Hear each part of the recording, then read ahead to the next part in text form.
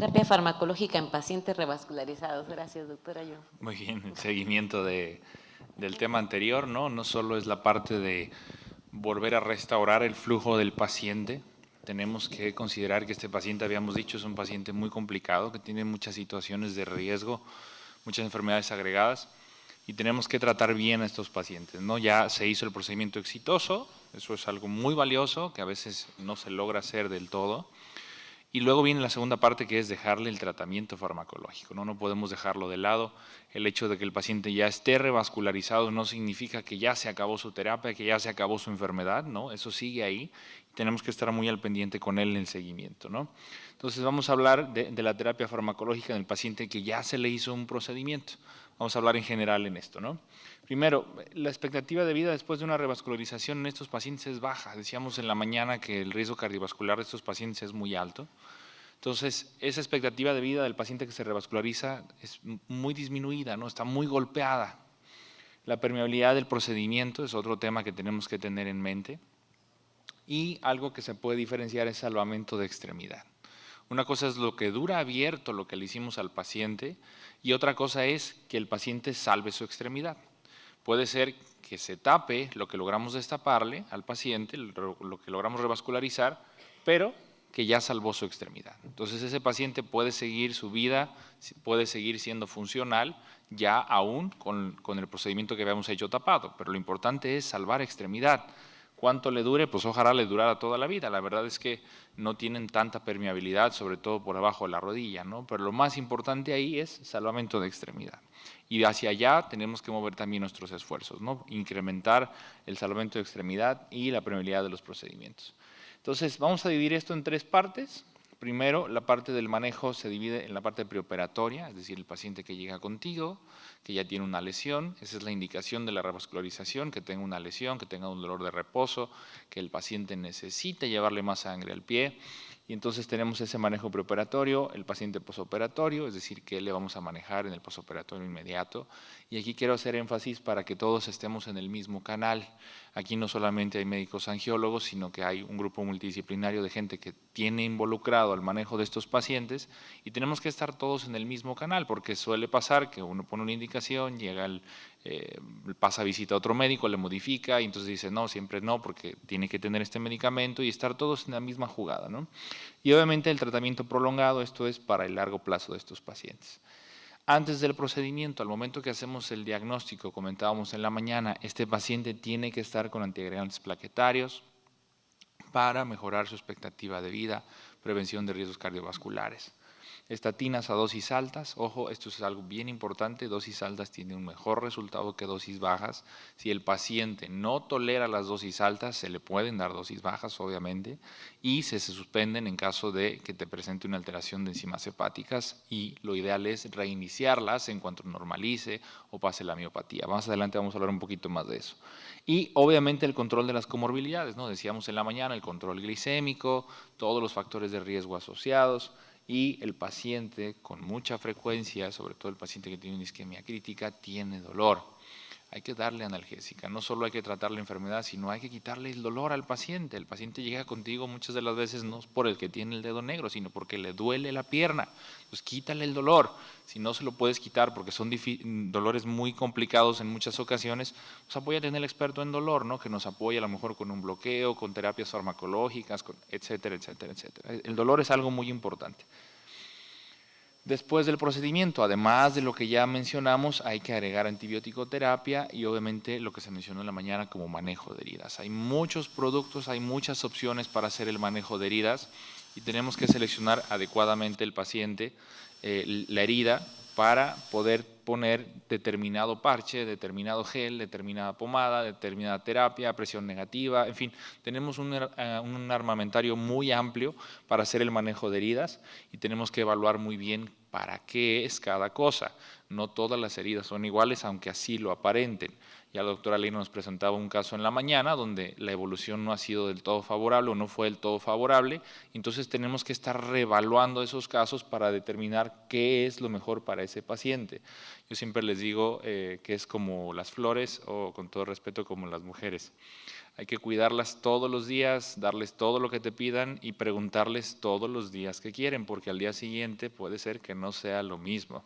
Y lo mismo con las flores. A lo mejor una temporada es de mucha agua, otra temporada es de muy poca, y hay que tener mucho, mucho cuidado con ellas. Entonces, después de esto, la terapia de mantenimiento es antiagregantes plaquetarios, estatinas a dosis altas y control de comorbilidades. Ya el paciente, si está revascularizado, si la revascularización fue exitosa, si logramos salvar la extremidad, probablemente ya no tenga dolor, ya no tenga una lesión que esté infectada y ya solo tenemos la terapia de sostén. Y vamos a justificar esto, ¿no? ¿Por qué los antiagregantes? Los antiagregantes, habíamos dicho desde la mañana, la prevención de eventos cardiovasculares en estos pacientes es algo que se presenta con mucha frecuencia y que tenemos que tener siempre en mente.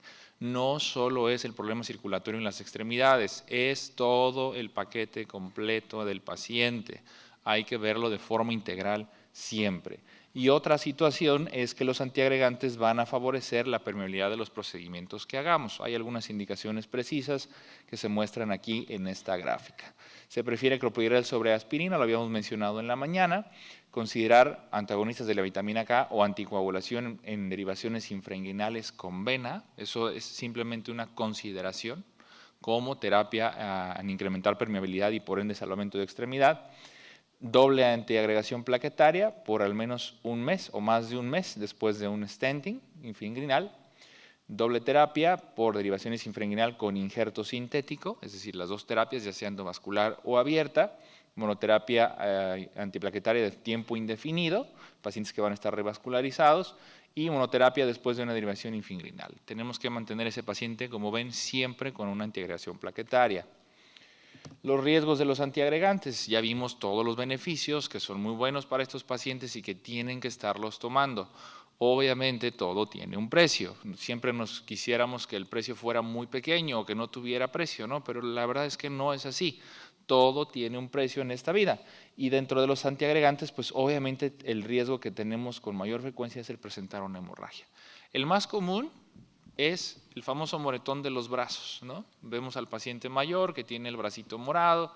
Doctor, ¿por qué tengo el brazo así? Estoy tomando mi aspirina. Ah, esa es la respuesta. La aspirina está haciendo que tenga los moretones aquí. Puede ser algo tan insignificante como eso, pero visualmente a veces muy aparatoso, o tener una hemorragia mayor.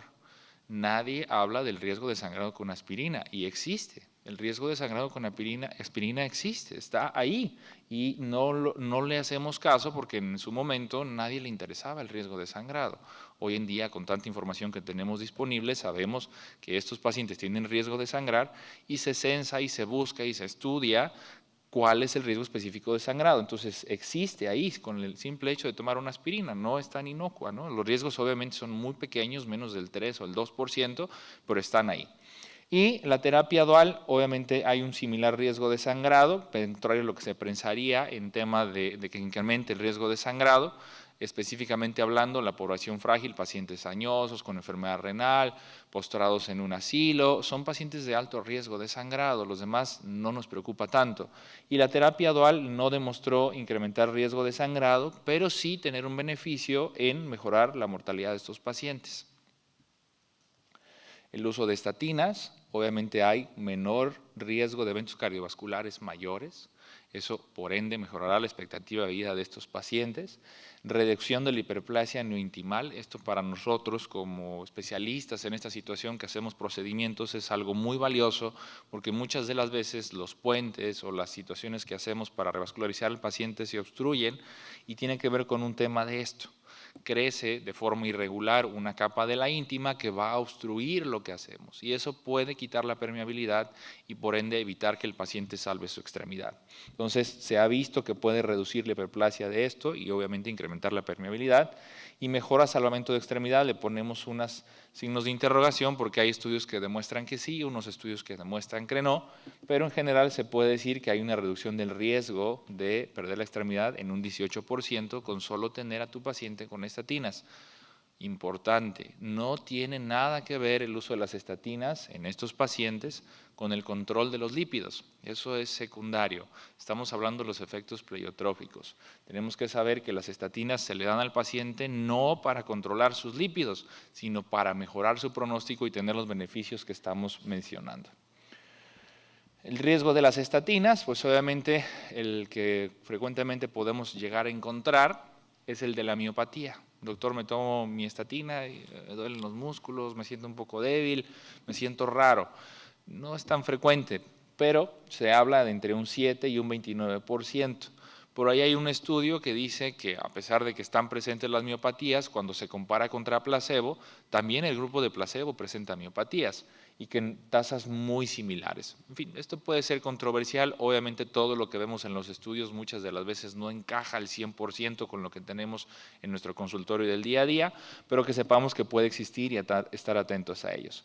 En caso de que se eleve la creatinfosfoquinasa, se tiene que suspender el uso de las estatinas y reiniciar a dosis bajas cuando la CPK esté normal. Es algo que tenemos que monitorizar en el paciente que está con el uso prolongado de estatinas. Otra situación que nos preocupa es que hagan daño hepático por estatinas. Estos pacientes, decíamos, idealmente tienen que estar con dosis altas. Si se llega a hacer un daño hepático, obviamente que tenemos que suspender y esto es parte del perfil que tenemos que tener en el seguimiento. A veces nosotros intervenimos al paciente, resolvemos la situación, el paciente se va, su seguimiento con el médico que lo refirió con nosotros y estos detalles se pueden escapar y pueden influir en que el paciente tenga un mejor pronóstico. Entonces, estar atento de esto en el seguimiento de estos pacientes. Pedir pruebas de función hepática, CPK, de acuerdo al paciente si tiene molestias o no. Desarrollo de diabetes. Por ahí hay algunos estudios que han asociado el consumo crónico de estatinas con el desarrollo de diabetes. La verdad es que la mayoría de estos pacientes van a tener diabetes, entonces no nos mortifica tanto y por ende mejorará el pronóstico de estos pacientes, porque el paciente que tiene diabetes y toma estatinas tiene un mejor pronóstico, entonces no nos mortifica tanto en ese sentido. Y por ahí hay situaciones quizá anecdóticas, algunos reportes donde se ha visto que el consumo crónico de las estatinas puede tener pérdida de la memoria. No es algo tan objetivo, es algo difícil de medir, pero por ahí hay una asociación. No lo podremos poner tacantemente y por ende lo pongo con signos de interrogación. Futuro de la terapia de los pacientes que son revascularizados. La verdad es que durante muchos años no hemos tenido cosas nuevas o cosas que permitan incrementar las probabilidades de éxito de estos tratamientos. Actualmente se está corriendo el estudio que se llama Voyager PAD, donde igual se van a analizar dosis bajas de un anticoagulante asociadas a una aspirina contra la aspirina sola en pacientes que son revascularizados. La muestra está calculada en 6.500 pacientes y durante el primer semestre de este año seguramente empezaremos a ver los resultados de este estudio y quizá pueda marcar un cambio en la forma en que podamos tratar a estos pacientes si el resultado es positivo y lo vemos que se desarrolla de forma aceptada. Finalmente, para terminar en tiempo, como conclusión, recordar que algo que les he estado mencionando durante la plática anterior es el riesgo cardiovascular de estos pacientes. Tenemos que tenerlo siempre muy presente, el control de todas sus comorbilidades y el seguimiento estrecho para detectar cosas oportunamente y no lleguemos a etapas avanzadas de la enfermedad donde ya no hay una posibilidad de salvar esa extremidad o donde se pudo haber hecho antes de que se perdiera por completo el puente, etcétera, etcétera, etcétera. Entonces tenemos que tener un seguimiento estrecho y obviamente una comunicación directa con los médicos que los estén apoyando en la terapia de estos pacientes. Gracias por su atención. Gracias. Doctora, yo, antes de que te vayas Sí. ¿Alguien tiene una pregunta para el doctor? Pregúnteme. No, Pregúnteme.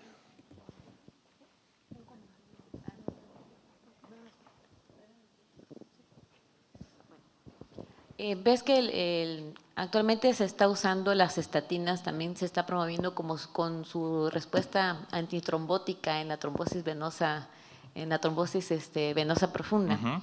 ¿Qué opinión tienes tú al respecto y crees que esto también sea aplicable a la patología arterial? Difícil determinarlo en forma concreta. Por ahí el tema del endotelio con las estatinas es algo interesante y eso va influido sobre el tema de la trombosis venosa profunda, ¿no? No creo que tengamos que generalizarlo. Yo creo que el reporte tiene que ver con una situación ahí de análisis estadístico, el paciente que tuvo trombosis y tenía estatinas o el que no tenía, y entonces le encuentran un efecto positivo y se publica. No creo que sea algo tan relevante como para decir, tengo un alto riesgo de trombosis porque en mi familia tuvieron muchos antecedentes, pero no tengo trombofilia, pero tengo miedo, entonces tómate una estatina. No creo que vaya por ese lado.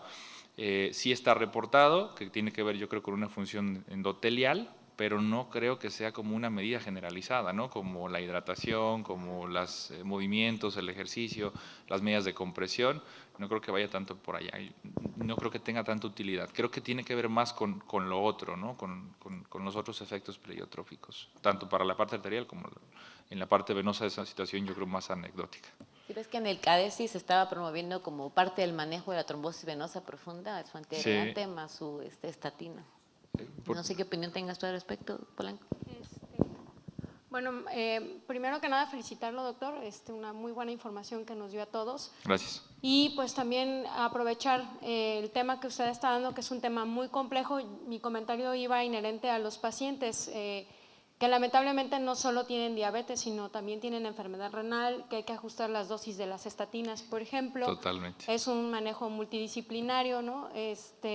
El paciente geriátrico, que también es muy común la insuficiencia arterial y el pie diabético y todas las complicaciones que conllevan, y que obviamente la tolerancia a las estatinas o a los antiagregantes plaquetarios disminuye muchísimo, ¿no? Con los altos riesgos de hemorragia digestiva o incluso hemorragia intracraneal en casos de caídas, ¿no?